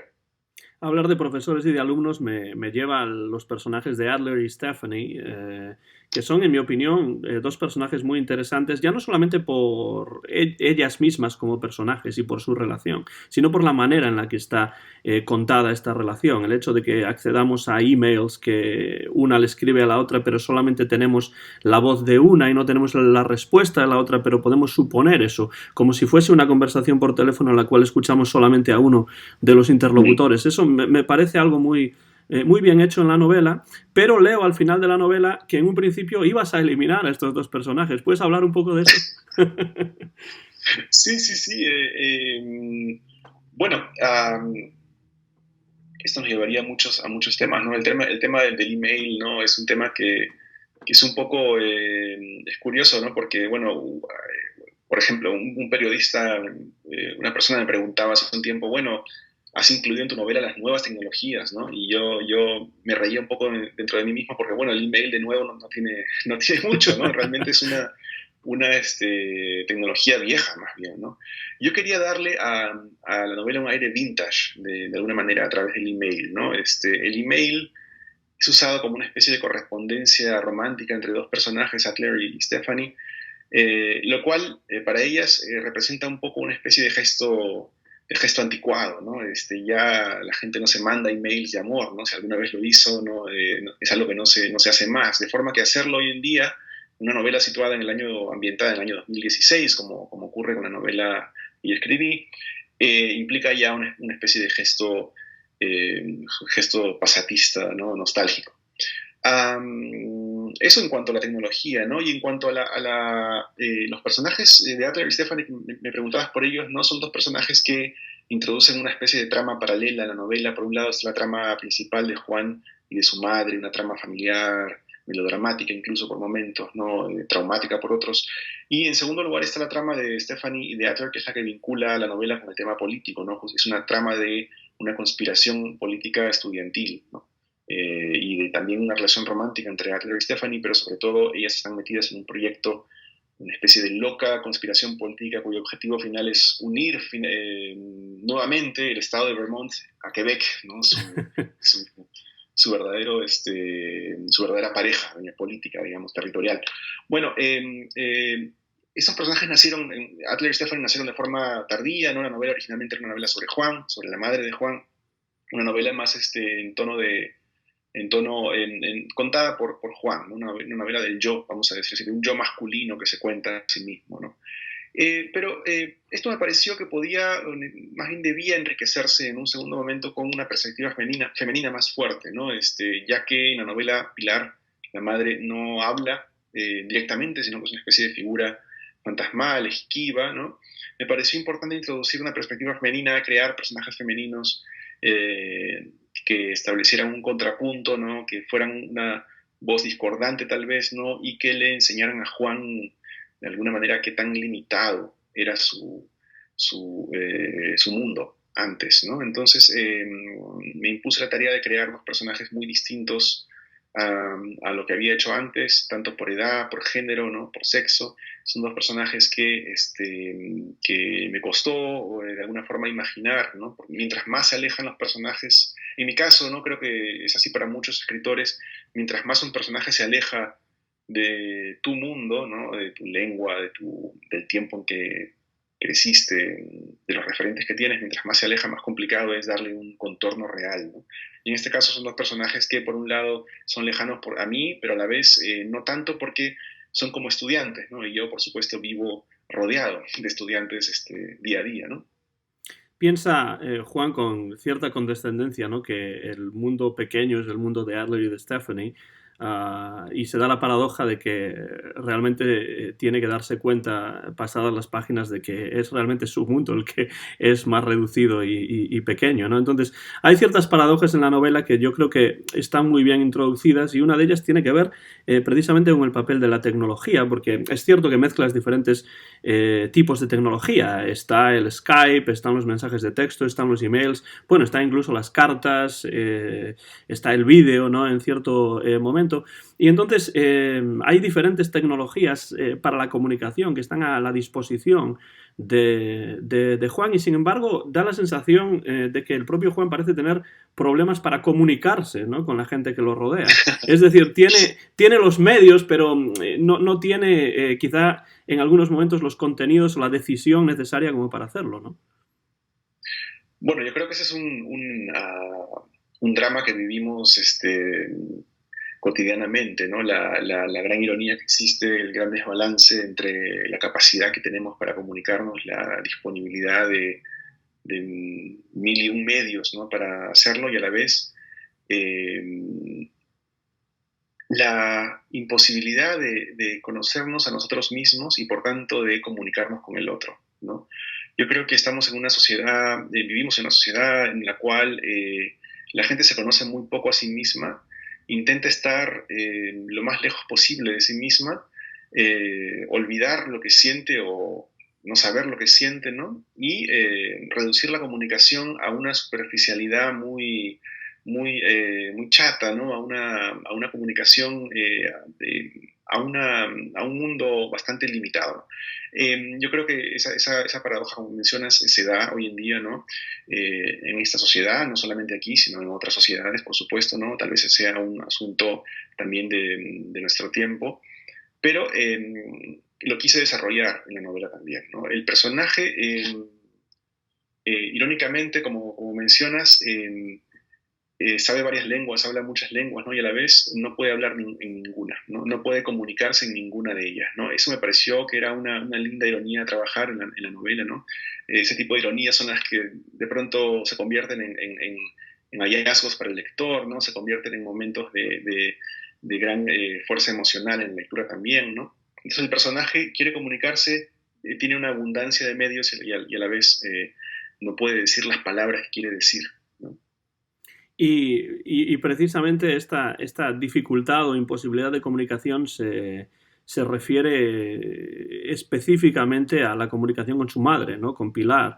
Y es un personaje del que me gustaría que hablases un poco, porque es un personaje que en la novela aparece al principio como un personaje misterioso, pero lo vamos comprendiendo mejor cuando finalmente ella recibe su propia voz y entonces podemos escuchar su propia voz a través de diferentes medios, porque al principio solamente sabemos de ella, acerca de ella, a través de lo que nos dicen los demás personajes, ¿no? Pero ella va a recibir su propia voz, va a poder hablar o escribir o, bueno, manifestarse, ¿no? En cierto momento, a veces de forma escrita, a veces de viva voz. ¿Cómo surgió la idea para este personaje que a mí me parece tan complejo y que está tan ausente y a la vez tan presente en la novela, ¿no? Pilar Cortés, ¿no? La madre que da título a la novela, es un personaje que yo concebí como una poeta frustrada, vamos a decirlo así, ¿no? Es un personaje que ha sido ama de casa toda su vida, ¿no? Que no ha tenido la posibilidad de explorar demasiado lo que a ella siempre le interesó, la literatura, una vocación temprana que se quedó un poco en el camino para Pilar. Y sin embargo, ella ha tenido durante mucho tiempo una vida secreta en la cual ha cultivado en su mente, en su imaginación, creando un mundo de su factura, ¿no? Un mundo cercano tal vez a la locura, hasta cierto punto, un mundo en el cual ella ha podido continuar con su fascinación por Moro, por las lenguas, por el francés en particular, ¿no? Y con el despliegue de su vocación, ¿no? Contando historias, ¿no? Y contando su propia historia sobre todo.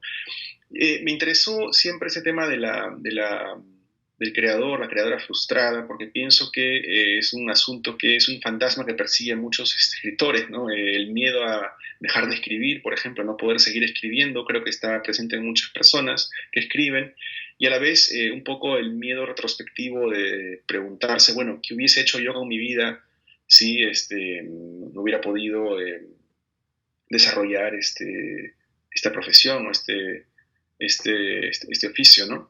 Yo creo que eso es un miedo que muchas personas tienen o una especie de alivio, ¿no? Qué bueno que logré a ser escritor y gracias por poder hacerlo todos los días, ¿no? Cuando habiendo tanta gente que quisiera y no puede.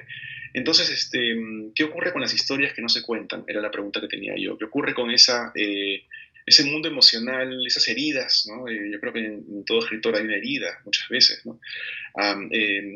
Esas heridas que ocurren, ¿qué ocurre cuando la persona es incapaz de usar las mejores armas que tiene, las palabras en este caso, para tratarlas, ¿no? Porque evidentemente otras personas lidian con sus traumas, con sus problemas, con sus inadecuaciones que todos tenemos, ¿no? De otras formas, ¿no? A través de otras artes, o a través incluso de otros caminos, ¿no? Muy distintos. Pero en el caso de las personas que están cerca de las palabras o para quienes las palabras son importantes, no poder acceder a eso debe ser tremendamente frustrante y debe ser tremendamente difícil, ¿no? Todo esto te lo cuento porque fue el proceso mental que yo seguí para tratar de crear a Pilar, ¿no? Un personaje que no se puede expresar, otros hablan por ella, no puede presentarse tal como es, hasta un momento culminante en la novela, el monólogo de Pilar, que ocurre un poco en la segunda parte de la novela, en el cual ella por primera vez, después de haber sido el tema de conversación, después de haber sido el objeto un poco de análisis de su propio hijo, ¿no? Logra expresarse y decirse a sí misma de forma clara, o con cierta claridad, ¿no? En relación con Pilar, lo retrospectivo, el recuerdo es también muy importante, ¿no? Y no solamente en relación a ella, sino en general en la novela. Creo que el papel del recuerdo, no se puede evitar hablar de ello al leer esta novela, porque es muy evidente, salta a la vista del lector, ¿no? Cuando uno lee esta novela, el recuerdo es una idea, es un tema, es un leitmotivo que está ahí en la novela continuamente, ¿no? Página tras página. Por ejemplo, la narración de Juan es retrospectiva para empezar, ¿no? Es como si fuese de alguna manera unas memorias, aunque son unas memorias recientes, ¿no? En muchos casos. Y en muchas ocasiones se va de un recuerdo a otro, varios recuerdos se van entrelazando unos con otros. Luis, ¿esto tiene que ver de alguna manera, piensas tú, en esta novela y en otras tuyas quizá también, con el hecho de que tú seas un escritor peruano que vive en los Estados Unidos y el recuerdo de alguna manera te conecta con ese lugar de nacimiento en el que viviste durante tantos años? Absolutamente, yo creo que sí, eso es un tema que intenté también trabajar en la novela, el tema de la memoria, el recuerdo, ¿no? Bueno, por varias razones. Para empezar, yo me traté de tomar en serio esta frase que dice que el pasado es como un país extranjero, ¿no? Para uno mismo. Yo lo interpreté más bien como que el pasado es una lengua extranjera, ¿no? Es un idioma extranjero que que hemos olvidado, que intentamos reaprender o del cual estamos escapando, ¿no? Así que el tema de la memoria está intrínsecamente ligado al tema de los idiomas del lenguaje en la novela y en la historia de los personajes, ¿no? El pasado es una especie de lengua cuya llave hemos perdido y tenemos que tratar de volver a aprenderla de alguna manera sin saber quién nos la pueda enseñar o sin incluso ser conscientes de qué lengua es esa, ¿no? Porque ¿cómo sabemos que estamos aprendiendo la lengua correcta? Es un poco la pregunta que Juan se plantea. Ahora, en cuanto a lo que me preguntas del tema del pasado y el peso del pasado para alguien que viaja o que vive fuera, yo creo que el pasado y el espacio, mejor dicho, el tiempo y el espacio, forman una especie de confabulación maléfica contra uno, ¿no? Y se unen para crear una lejanía y una ausencia que muchas veces se compensa, perdón, con la nostalgia. Creo que soy una persona muy nostálgica, lo cual no me impide vivir en el presente y mirar hacia el futuro, ¿no? Creo que la nostalgia no es mala, no creo que haya que olvidar ni evitar el pensar en el pasado tampoco, ni volver a sentir lo que uno sintió como forma de recuerdo, de conexión con uno mismo, ¿no? Todo lo contrario, ¿no? En el caso mío, como te contaba al principio de esta conversación que estamos teniendo tan amena y tan interesante para mí, el tema de los años 90 en el Perú, para mí es muy importante, ¿no? En América Latina los años 90 fueron muy complicados, pero en el Perú, en particular por el tema político de la dictadura, que afectó la vida a un nivel micro, de manera muy extensible, ¿no? Yo creo que eso creó una especie de trauma en mi generación, ¿no? Y en muchas personas que pasaron por esa experiencia, un trauma que luego se repite, se revive, ¿no? Y debe ser elaborado de alguna manera, ¿no? A través de la ficción, por ejemplo, en mi caso, ¿no? A través de las novelas, ¿no? Yo siempre continúo regresando a esa idea del trauma, a esa idea del pasado, a esa idea de algo que nos marcó, ¿no? Porque justamente lo viví y porque es una de las marcas de agua, por decirlo de la forma que lo diría un amigo mío, el autor Iván Tais, un autor peruano muy bueno. Es una marca de agua que está presente en mi ficción, ¿no? En este caso, no se trata, en el caso de Mi madre soñaba en francés, no se trata de mi historia personal, sino más bien del patrón de cómo funciona la mente nostálgica, vamos a decir así, ¿no? Juan no puede dejar de volver al pasado, no puede dejar de pensar que hay algo que hizo mal, o que no hizo, o que no vio, y que debe corregir de alguna forma en el presente, ¿no? Aunque, bueno, en el caso suyo, el contenido de ese recuerdo es muy distinto de lo que puede haber en mi propia experiencia, ¿no? ¿Es el trauma algo, Luis, que uno puede tratar de superar a través de la literatura? ¿O es el trauma algo que es imposible superar y que de alguna manera la literatura nos permite evadirnos de ese trauma momentáneamente? Las dos cosas, creo que la literatura es maravillosa y sirve para todo, dependiendo de lo que querramos hacer, ¿no? Dependiendo del género que nos guste, ¿no? Nos podemos evadir estupendamente leyendo, qué sé yo, novelas de aventuras, por ejemplo, ¿no? Que son la trama en estado puro, los acontecimientos desarrollándose de forma vertiginosa, podemos evadirnos de manera muy amena, ¿no? A la vez, yo creo que la literatura que yo intento hacer es una literatura, no porque quiera, sino porque es la que me sale, la que necesito hacer, tal vez. Es una literatura que más bien trabaja con el trauma y intenta eh, organizarlo, ¿no? El trauma es el caos, ¿no? Es la oscuridad, es lo que no tiene forma, lo que no se puede decir, lo que no se puede representar, ¿no? Porque duele o porque es inaprensible, ¿no? Porque está olvidado, porque está reprimido, etcétera. Podemos entrar en diferentes tipos de visión de lo que es el trauma, pero en todo caso la literatura lo que permite, creo yo, es darle orden, darle claridad, o intentar darle orden y claridad a esas zonas oscuras, ¿no? Para mirarlas, para conocerlas, para crear algo que tenga valor a partir de ellas, ¿no? Porque el trauma, bueno, en sí no tiene valor más que como herramienta, creo yo, para llegar a otra cosa, ¿no? Y la literatura justamente se nutre de esas materias viles, muchas veces, ¿no? De los sentimientos a veces más oscuros, ¿no? Para intentar crear una historia, un artefacto que redima todo eso, ¿no?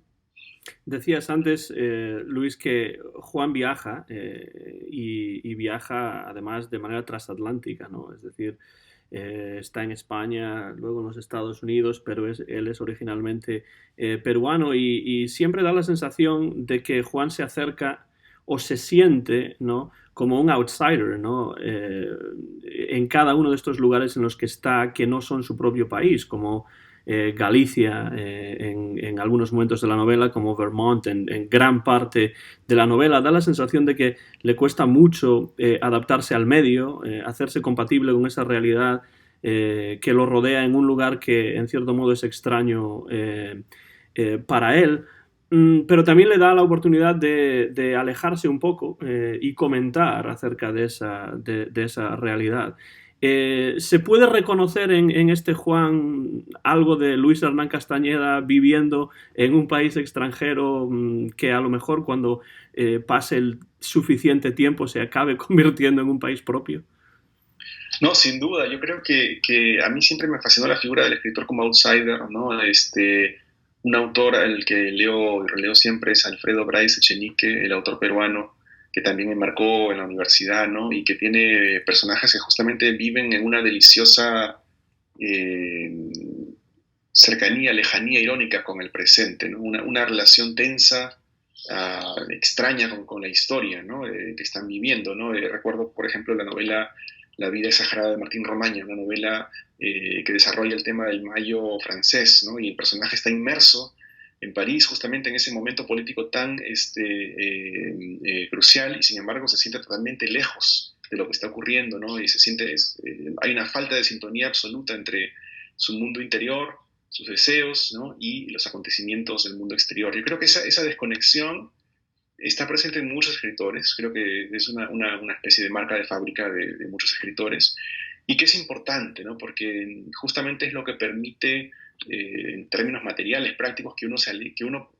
eh, conciba la posibilidad de alejarse del mundo durante tantas horas y semanas y meses y años para hacer una novela, ¿no? Yo creo que cualquier persona se diría, bueno, que estoy perdiendo el tiempo, ¿no? Debo vivir más bien, más allá de gastar mi vida o desperdiciar mi vida aquí en la soledad de la escritura, ¿no?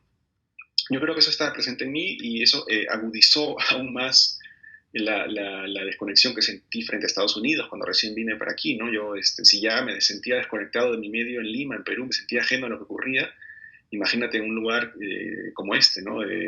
Yo creo que me tomó años realmente sentir que había llegado a este país realmente, ¿no? Quiero decir, culturalmente, emocionalmente, sobre todo, me costó mucho tiempo decirme a mí mismo, bueno, estás aquí, ¿no? ¿Eres de aquí? No, no lo he dicho todavía, no creo que lo diga nunca, ¿no? Pero en todo caso, estás aquí formas parte de esta realidad, ¿no? Es algo que me he dicho a mí mismo hace relativamente poco tiempo, diría yo, ¿no? Y eso Juan en la novela también lo experimenta. ¿Es necesario aprender la lengua de un lugar para sentirse parte de ese lugar o crees que quizá eso no es tan importante? Es un elemento más, ¿no? Es un elemento más, pero no es todo. Yo creo que importa mucho de dónde viene uno, importa mucho la relación geopolítica entre los países que entran en contacto, ¿no? A través de uno así que la lengua es una parte de esa ecuación, ¿no? Manejar, además que bueno, para las personas obsesivas, ¿no?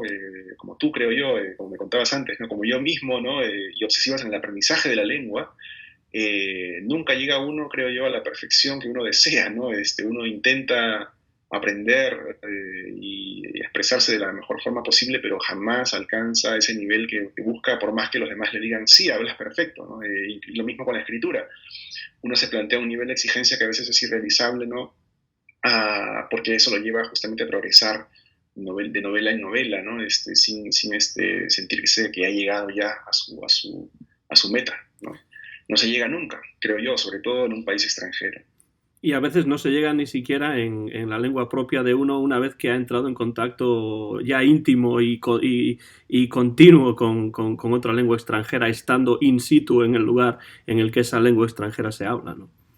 Sin duda, sin duda. Yo creo que eso es un tema interesante, ¿no? Uno nunca es dueño de sus palabras, ¿no? Nunca es dueño eh, exclusivo, permanente del lenguaje que utiliza y los recursos narrativos que uno va desarrollando los puede ganar, los puede perder, ¿no?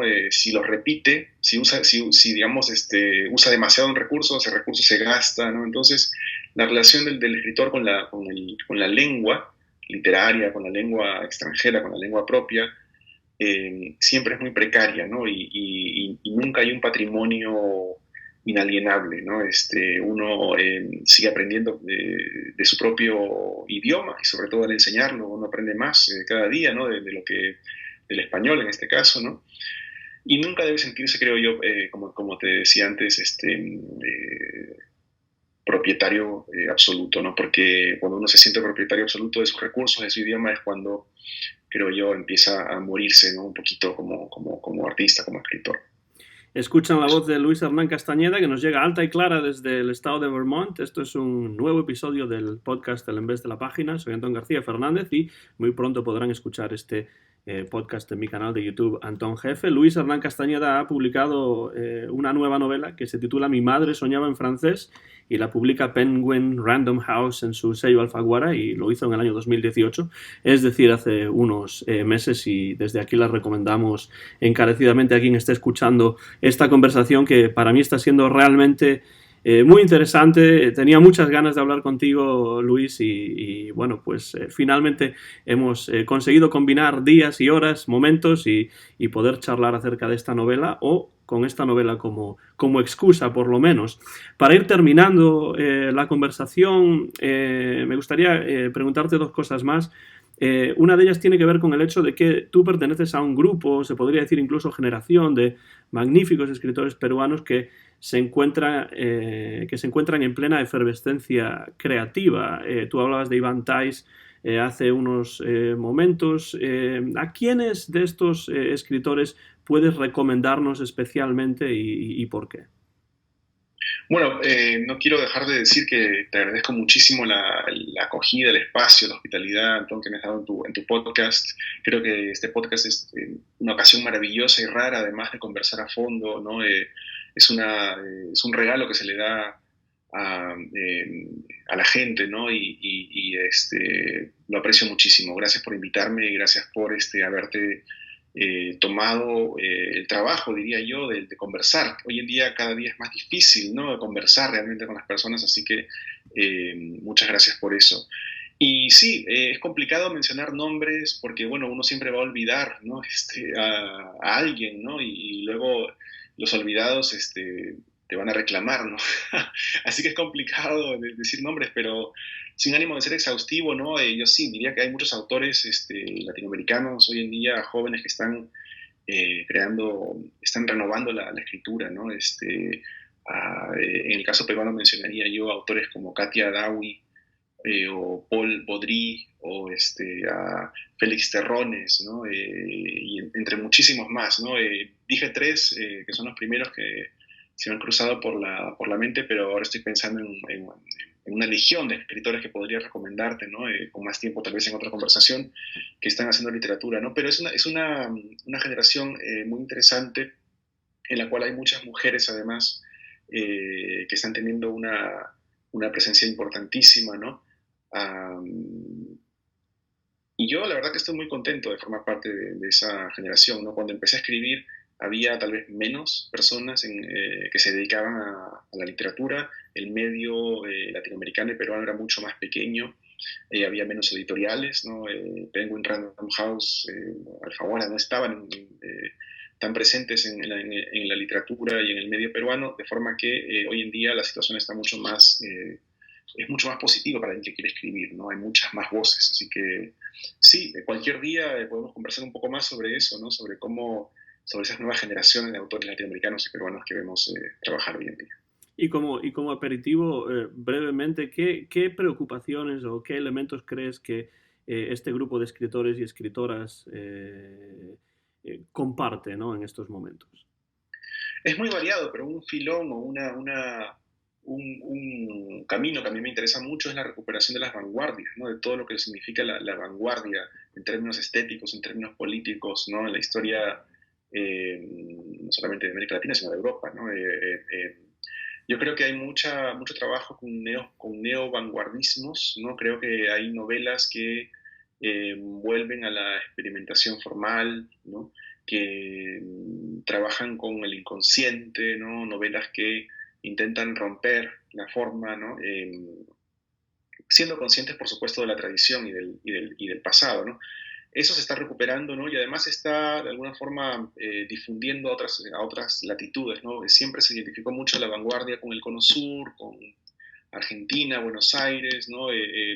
Hubo siempre mucho desarrollo de literaturas no realistas, lo fantástico, por ejemplo, en esa región, ¿no? Mientras que otras regiones han estado históricamente y estereotípicamente más asociadas con el realismo, ¿no? Por los Andes, por ejemplo, ¿no?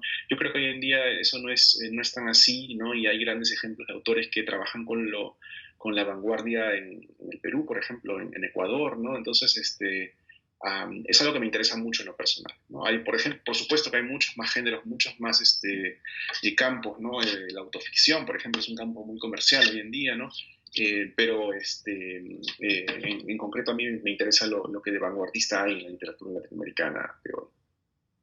Y finalmente, sé que acabas de regresar de un viaje a Japón, que vas a volver a Perú, que vas a viajar a España. Bueno, viajas mucho más que Juan, el protagonista de la novela, ¿no? Sí.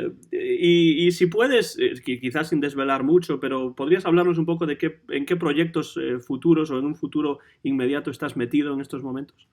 Bueno, esta novela de la cual conversábamos antes, ¿no? A la cual has aludido ahora a través del comentario de Japón, es una novela que publicaré este año justamente, ¿no? Es una novela cuyo título aún no me gustaría desvelar, pero que tiene que ver con asuntos tan alejados entre sí como el cambio climático, ¿no? Y el manga, por ejemplo, ¿no? O como por ejemplo la política peruana de los años 90, de la cual hemos hablado tal vez demasiado hoy, y los monstruos y las historias de monstruos, ¿no? Que me gustan muchísimo, ¿no? Es una novela corta en la cual lo japonés es central, en la cual hay un mundo además un poco post-apocalíptico, post-inundación, calentamiento global, vamos a decir así, que es un tema realmente importantísimo hoy en día, ¿no? Del cual a veces no somos suficientemente conscientes. Y a la vez, como te decía antes, hay un tema de lo monstruoso, ¿no? Lo monstruoso como concepto literario, como personaje, ¿no? Es un asunto que he intentado desarrollar en esta novela. No puedo decir mucho más porque todavía la novela está en proceso de edición realmente, así que seguramente irá alcanzando su forma final en los próximos meses, pero saldrá en el segundo semestre del año y estoy muy, muy contento por la posibilidad de continuar publicando con Penguin Random House a través del sello Alfaguara, ¿no? Y de llegar a los lectores con esa casa editorial. Pues Luis, esperamos con mucho interés esa nueva novela y por supuesto en un futuro próximo, en un futuro cercano, esperamos poder volver a tenerte aquí ante estos micrófonos para continuar charlando acerca de literatura o de cualquier cosa que te interese. La música sé que también te interesa mucho, cosa que también compartimos, el cine y muchas otras cuestiones y por supuesto de tu actividad creativa que a mí me interesa mucho y sé que a los oyentes les interesará también. No me queda más que darte las gracias porque ha sido un placer compartir esta hora y media larga de conversación en el En vez de la página y decirte que, bueno, siempre serás bien recibido aquí, siempre que tengas un momento y tengas ganas de participar. Muchas gracias en mi nombre y también en nombre de quienes escuchan este programa, el En vez de la página. Muchas gracias, Antón. Ha sido un placer hablar contigo. Eres un excelente conversador, ¿no? Las preguntas que me has hecho, los comentarios que me has planteado, ¿no? De forma que el tiempo se me pasó volando, ¿no? No sé si a la gente que nos escucha se le haya pasado tan rápido como a mí, pero para mí ha sido un gran placer y, por supuesto, encantadísimo de volver a conversar contigo cuando quieras, cuando me invites. Muchas gracias, Antón. Pues así será y siempre he pensado que el podcast es un buen medio para conversar porque no hay constreñimientos de tiempo, no te tienes que preocupar de que esto tiene que durar exactamente tanto o cuanto, que tienes que meter este anuncio o aquel, como cuando yo solía tener programas de radio y había que ajustarse a una cierta longitud del programa. Aquí se puede simplemente hablar y ir pasando de una cosa a otra y hablar de cosas que nos interesan y es por eso que me interesa el podcast y me alegra que hayas tenido el tiempo de participar en él. Muchísimas gracias y hasta la próxima. Que sea pronto. Eso espero. Nuestro invitado de hoy ha sido Luis Hernán Castañeda, escritor peruano residente en Vermont, en los Estados Unidos, que acaba de publicar una novela, bueno, en el año 2018 y salió en el sello Alfaguara de Penguin Random House y se titula Mi madre soñaba en francés. La recomiendo, igual que recomiendo otras obras de este mismo escritor, que además tengo la suerte de poder contar con él entre mis amigos. Este ha sido un nuevo episodio del En vez de la página que se grabó en directo en Jackson, en el estado de Tennessee, en los Estados Unidos de América. El año es 2019 y el copyright es mío, de Antón García Fernández, y muy pronto van a poder escucharlo en mi canal de YouTube, Antón GF. Muchas gracias por su atención y nos vemos en Antón GF y, por supuesto, seguimos leyendo buena literatura y hablando, conversando y recreando nuestras ideas acerca de dicha literatura en el En vez de la página. Hasta la próxima.